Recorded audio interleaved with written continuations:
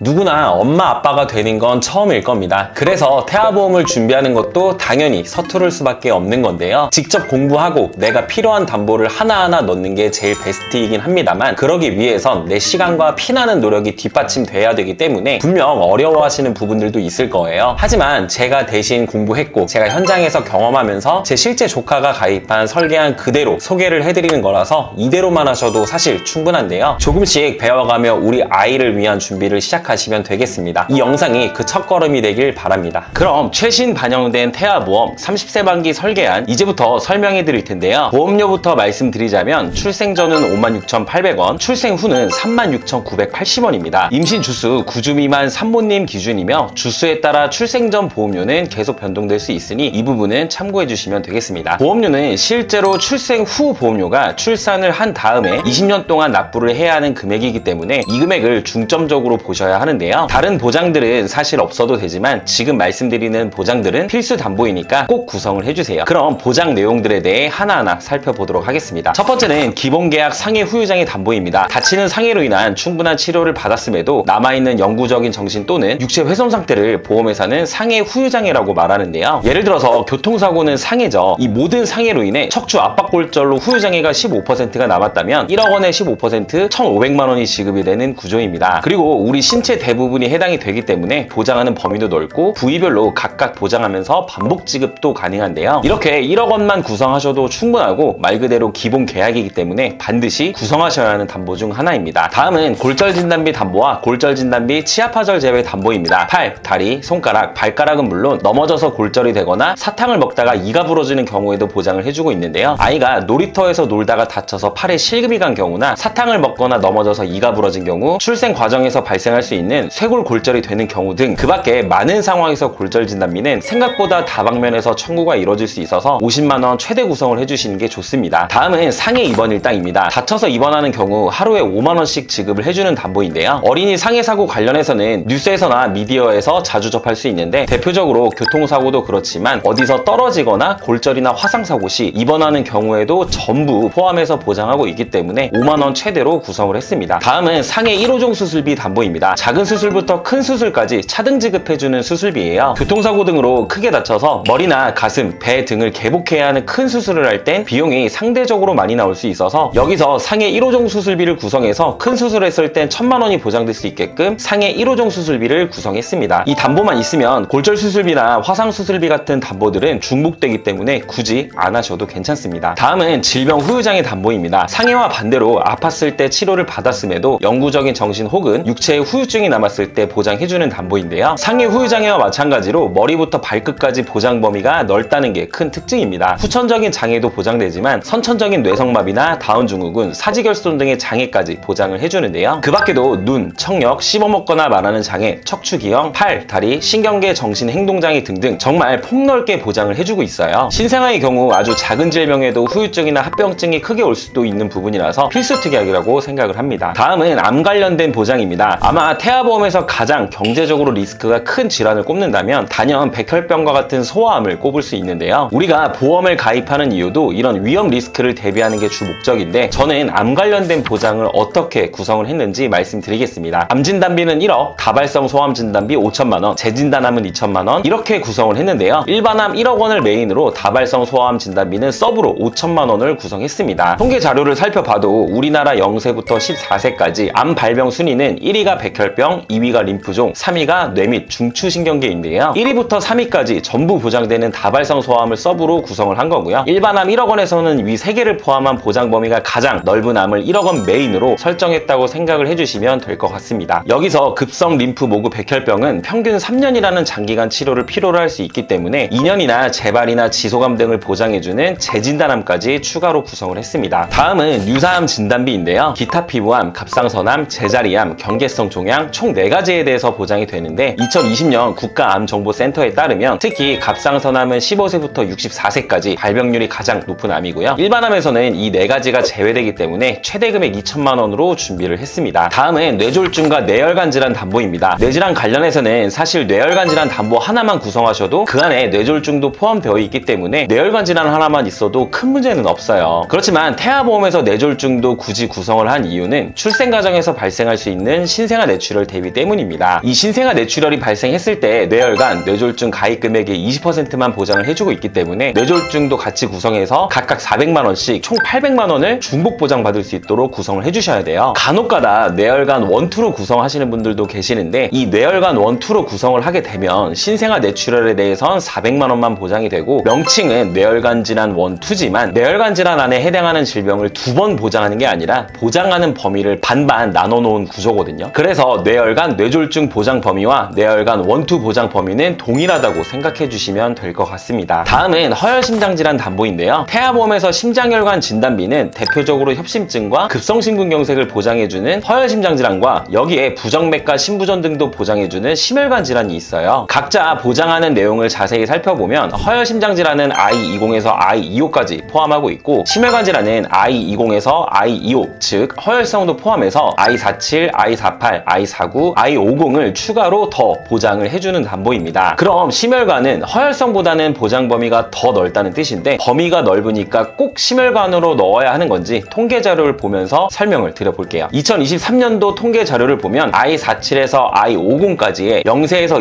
29세까지 환자 수를 모두 더하면 27,875명이거든요. 그리고 2023년도 0세에서 29세까지의 총 인구수는 1,441만 명입니다. 이걸 퍼센테이지로 계산해서 소수점은 반올림해서 말씀드리자면 30세 이전까지 발병률이 약 0.2% 정도밖에 안 되기 때문에 30세 만기로 심혈관을 대비하기엔 발병률이 굉장히 낮다고 볼 수 있을 것 같아요. 그래서 가족력이 있는 분들은 심혈관으로 구성하셔도 괜찮지만 반대로 가족력이 특별히 없다면 굳이 비싼 보험료를 납부하면서 심혈관으로 꼭 안 하셔도 될 것 같아요. 저는 개인적으로는 허혈성으로만 하셔도 충분하다고 생각합니다. 다음은 뇌성마비 진단 담보예요. 뇌성마비는 출생 전, 출생 시, 출생 후에 뇌가 미성숙한 시기에 뇌에 발생하는 운동 기능 장애를 총칭한다고 해요. 뇌성마비에 대해 제 경험담을 말씀드리자면요. 이 뇌성마비의 진단을 받으면 초기 치료에 집중을 해야 되기 때문에 부모님의 적극적인 보살핌이 필요하다고 하더라고요. 그래서 부모님이 맞벌이를 하셨던 분들이라면 한 분은 경제활동을 중단하기도 하기 때문에 뇌성마비는 넉넉하게 해주셔도 괜찮습니다. 해당 설계에는 500만 원 정도로 구성해드렸습니다. 본 광고는 심의 기준을 준수하였으며 유효기간은 심의일로부터 1년입니다. 다음은 질병 입원 일당 담보입니다. 1에서 30일까지는 만원, 1에서 180일까지는 5만원으로 총 6만원 최대 구성을 했는데요. 여기서 종합병원 1인실 담보 4만원과 상급종합병원 1인실까지 추가해서 만약 아이가 종합병원 1인실에 입원한 경우엔 하루 최대 10만원이 상급종합병원 1인실에 입원했을 땐 하루 최대 30만원씩 나오도록 구성을 했는데요. 여러분도 잘 아시겠지만 신생아들은 고열이나 장염, 구토 등과 같은 작은 질병에도 입원을 하는 경우가 빈번하게 발생할 수 있어서 입원 일당은 이처럼 탄탄하게 구성을 해주셔야 합니다. 일반 병실은 물론 실비에서도 보장을 해주고 있지만 상급 병실의 경우 일반 병실과의 차액 50%만 보장이 되고 하루 최대 한도가 10만원 밖에 되질 않아요. 서울에 있는 큰 병원은 상급 병실 비용이 대부분